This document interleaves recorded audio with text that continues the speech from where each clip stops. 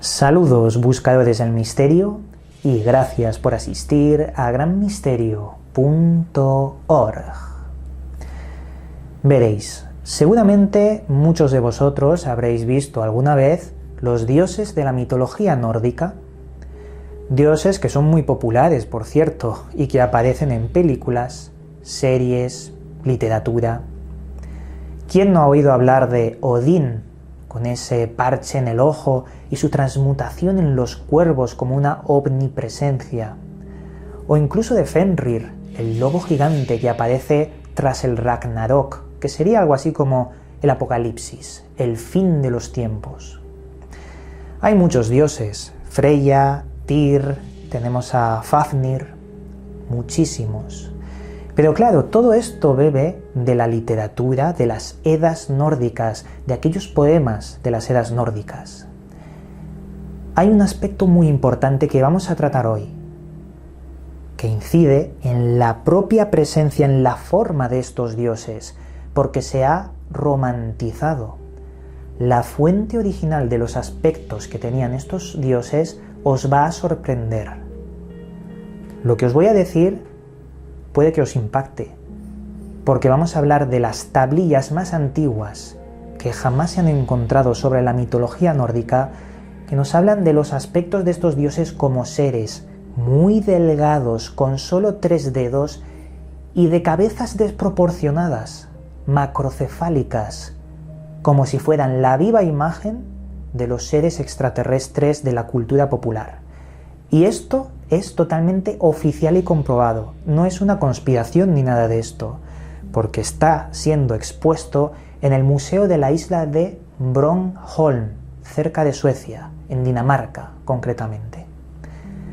Insisto, el tema de hoy es importante para todos los que buscamos la raíz de los temas del pasado, de las culturas antiguas, el por qué el tiempo las ha deformado y las ha romantizado.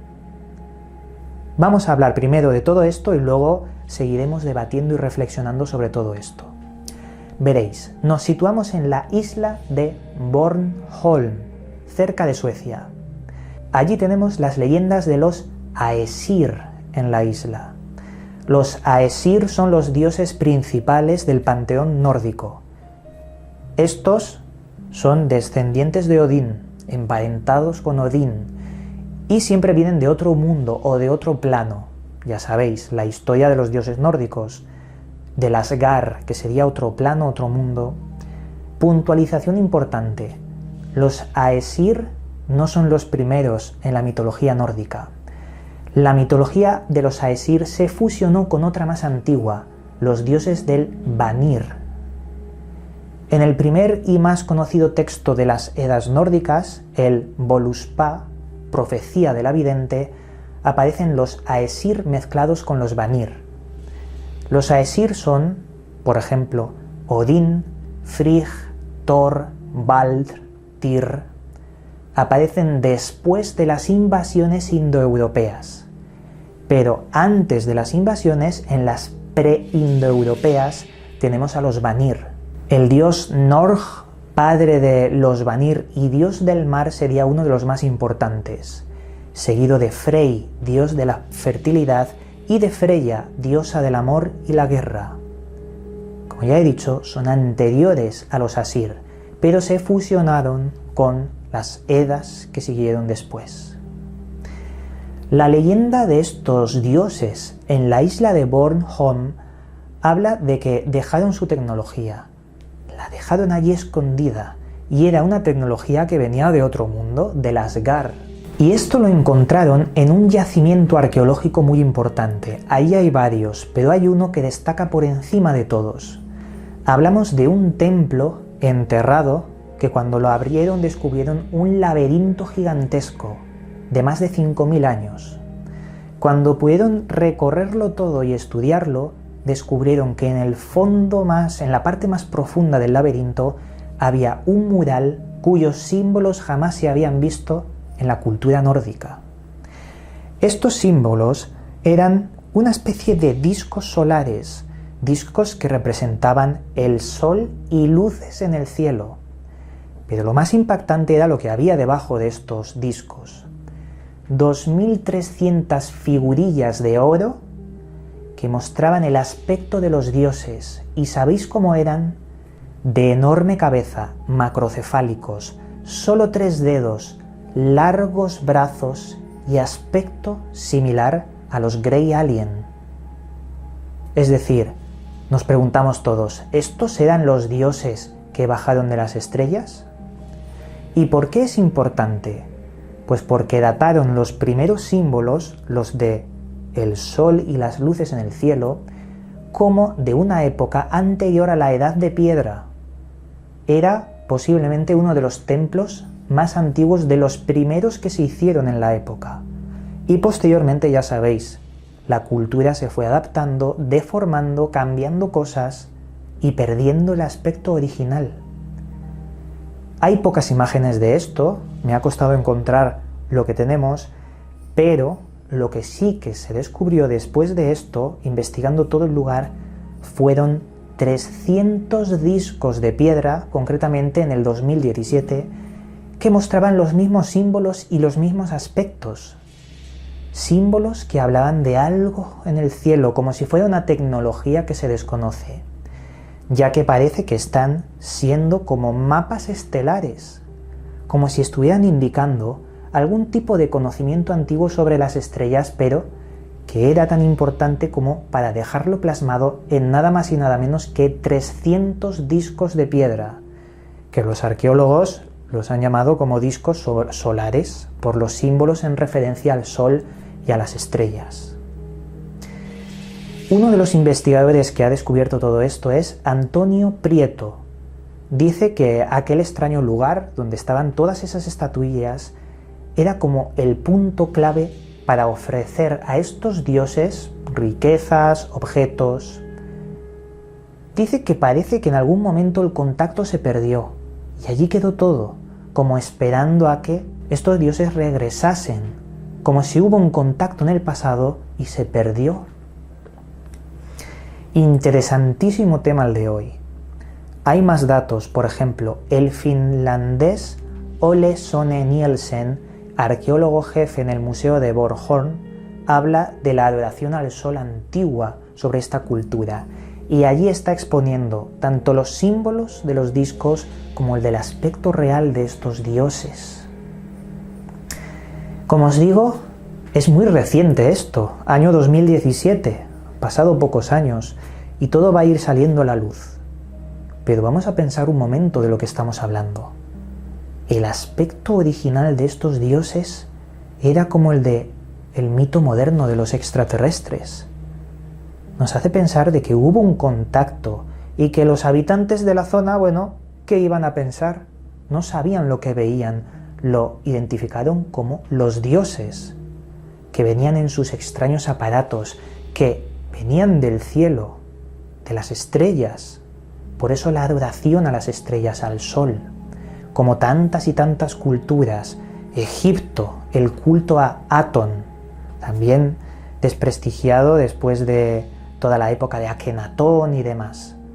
Pero ahí ha estado, se ha perseguido el culto al sol en todas las culturas.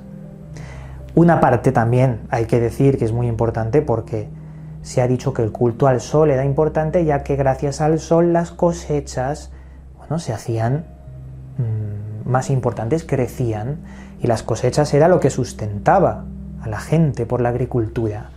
Era algo normal asociar a un dios al sol que les traía prosperidad, y por eso, bueno, les hacían ofrendas. Pero esto no quita una cosa, que pueda también venir seres del espacio. ¿Por qué pensamos solo a cuando pueden ser las dos cosas? Es que aquí hay datos que se escapan, y lo importante es ver el aspecto. Hay un punto muy interesante en la cultura sumeria, y es cuando los dioses también pierden su aspecto original. En la protosumeria, hablamos de los asentamientos de Ubaid Ubaid, vemos las típicas estatuillas de los dioses Anunnaki, que tienen forma de reptil, y que además es muy interesante ver que están amamantando a una cría, mezclando el reptil con el mamífero, ¿Qué pasa? Que después de la proto-Sumeria surge Sumeria y cuando cae Sumeria viene Acadia. ¿Y qué hacían los acadios con la cultura sumeria? Absorberla y cambiarla. De hecho, se cuenta que los acadios, la escritura cuneiforme de los sumerios que absorbieron era tan difícil que la tuvieron que simplificar, porque no entendían a sus antecesores. Simplificaron su escritura, sus mitos, cambiaron los dioses. Además pusieron el germen del monoteísmo, colocando a Marduk como figura central, como el más importante. De ahí las tablillas de los 50 nombres de Marduk, para sembrar el germen del monoteísmo. Pero bueno, el aspecto había dejado de ser seres con aspecto de reptil a seres con barba, gigantes. Los Anunnaki se hicieron más similares al ser humano. ¿Por qué? Porque esos dioses jamás entraron en un segundo contacto. Puede que la proto-Sumeria tuviera contacto con estos seres del cielo, 1, 2, 3 veces quizás, creando ese mito en la cabeza de los descendientes de los sumerios. Y hasta Babilonia y más allá se crearon las historias de los Anunnaki, siendo un reflejo del primer y único contacto, porque al volverlos humanos, los vuelven más cercanos al socialismo de la época, al germen también de la aparición de las ciudades, el comercio, de una civilización. Transfiguran la humanidad en el aspecto de esos dioses porque no los vieron los descendientes. Esto lo digo porque es lo mismo que estamos viendo en el tema de hoy. Transfigurar el aspecto de los primeros contactos porque fueron pocos o únicos. Y fueron tan impactantes que crearon una mitología alrededor de ellos. ¿Habéis oído hablar de los cultos cargo? Cuando aviones de la Segunda Guerra Mundial fueron por varias partes del Amazonas y las tribus identificaron a los aviones como dioses, creando estatuas de los dioses, de los aviones, adoración a los propios aviones, que además les tiraban cajas con suministros. Esos son los cultos cargo. Identificar la tecnología como dioses porque no saben qué es tecnología. Y crear mitología, leyendas, lo mismo pasa aquí. En fin, un tema interesante, sin duda. Hay pocos datos al respecto, esto ya os toca a vosotros investigar si queréis saber más. Y bueno, si yo me entero de cosas de estas, os lo haré saber. Si me entero de más datos, haremos una parte 2. Pero por ahora, ahí está el germen para que investiguéis vosotros mismos. Con esto dicho, aquí acabamos hoy. Os mando un cálido abrazo y nos volveremos a ver en otro vídeo. Llegamos al final del programa. Puedes seguirme en mis otros 2 canales donde también subo información sobre misterios y enigmas. A su vez, también puedes seguirme en las redes sociales donde actualizo cada día su contenido. Que las estrellas guíen vuestro camino. Hasta pronto, amigos.